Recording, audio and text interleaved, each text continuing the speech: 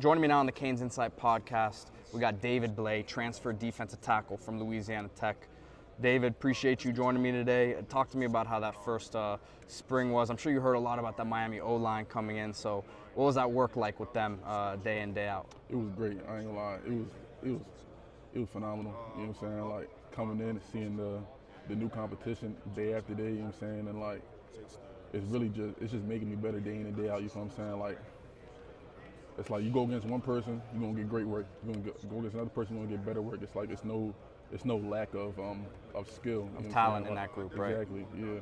And look, not to down where you were before, but it's probably different seeing it across the line. There's depth here, right? So I mean, we've seen you on film against SEC teams dominate, right? So how does this work every day make you better for the season coming up, in your opinion? I'll say, like, very generically, it's like, obviously you go against good competition. When you go against good competition, it's going to be regular. And like something that I like to keep in my mind, I feel like a lot of people do also, is that, damn, what was I going to say?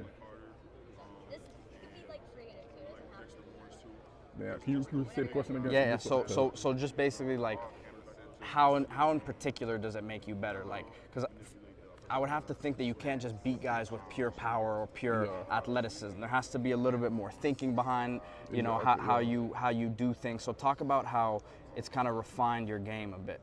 Like I say, you can't, as simple as it sounds, you can't go out there and do the same move every day. Like, you really have to be in your craft, you know what I'm saying? Like, every day, every night. Like, to me, like, you have to make everything that you do about football, about your moves, about your start and your finish, you know what I'm saying? Like, to the point where I'm watching film, writing notes, and I'm at home and like walking around the corner, I'm like, okay, damn, he shot me in my shoulder. Then I'm like hitting a move or whatever, like just like getting it in your head. More mental preparation, basically. At first nature, not even second nature, like, you know what I'm saying? And Coach D. Lou, working with him, I mean, what's that been like, him coming in as a guy who was a former NFL player himself, and I'm sure trying to kind of show you guys, look, this is what needs to be done for you to get to that next level. So what's that been like for you? I love D. Lou, man. I ain't gonna lie. I love the way he coached. I love his animosity. Like, he got that. It's every day. He gonna be on 100 every day. You know what I'm saying? Like, and if he's not, he on 110. You feel me? So like, I just love that. I don't know what it is about it, but like, if my coach on that, I'm on that. You know what I'm saying? As simple as that. You want to run through a wall for him, basically. Now talk about that D tackle group. You're new to Miami, but you're a vet in that room. There's some young pups in that room. Justin Scott, for example, who's now been here for a year. Moten's been here for a few years now. But you know, Dante Simpson. You got Octavius Jones. So you're kind of the elder statesman in the room, so to speak. One of them.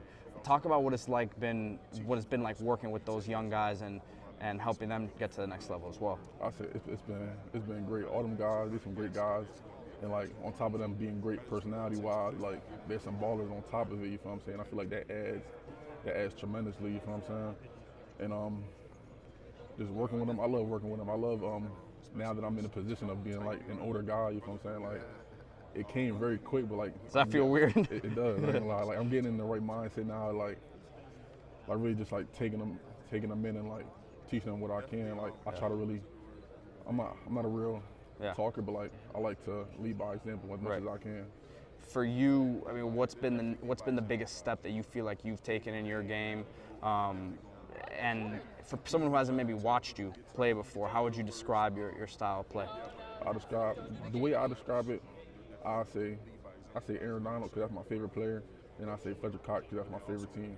You know what I'm saying? So I like to be a little mixture of both of them, but with a little more motor. Oh, you're talking Hall of Fame with a mixture of both of those two, man. You know what I'm saying? Like, that's the goal. So I want to ask you about some of these young guys, man. Justin Scott, we'll start with him.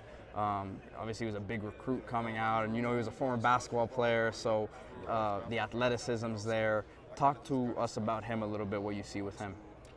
That boy, he's something different. I ain't gonna lie. Like, when I first came in, I thought J. Scott was not a veteran like me, but like, I'm thinking he been here and he's seasoned. You know what I'm saying? Like, and then not even just him. Like, all the younger guys. Like, I'm looking at him like, okay, he may be a third year, he may be a second year, but then like when I found out what they really were, like they're younger. Young guys. Like, damn, that's like. Yeah, Octavius Jones, he's another one he's been here for a year now, but I mean, I know he's a beast in that weight room. Yeah, like I like to say like all the guys, they got a lot of potential, but I don't like to use the word potential because potential can be good and bad depending on what you do with it. You know what I'm saying? So like, you don't want to be a dude who they say you got a lot of potential, but you haven't seen it yet, right? Yeah. So, I mean, has that been kind of like a message to them that you've had that, look, we've all got a lot of talent here, but we got to go produce? Yeah, it's easy for it to dissipate, but it's not gonna happen with our guys. I'll tell you that. I want to ask about Dante Simpson, another young guy in there. Talk about him. Obviously, it was his first spring, so it's not like the other guys who had been here for a year. It was legitimately his first spring, but it seems like he held up pretty well. I was gonna say, yeah, he's holding his own. He's doing his thing. You know what I'm saying? Like all the I don't like to say hype, but the hype and things behind the name, he's standing on it like he is what you think he is.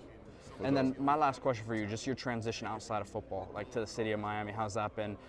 A little bit different, I'd imagine, from where you're coming from. Yeah. So, I mean, what has that been like for you? I'll say mainly coming from La Tech, coming from Ruston, Louisiana.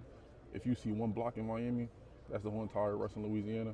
So I would say it's a big difference, but the type of guy I am, it's not affecting me. David Blay, looking forward to your season here at Miami. Best of luck. Appreciate it.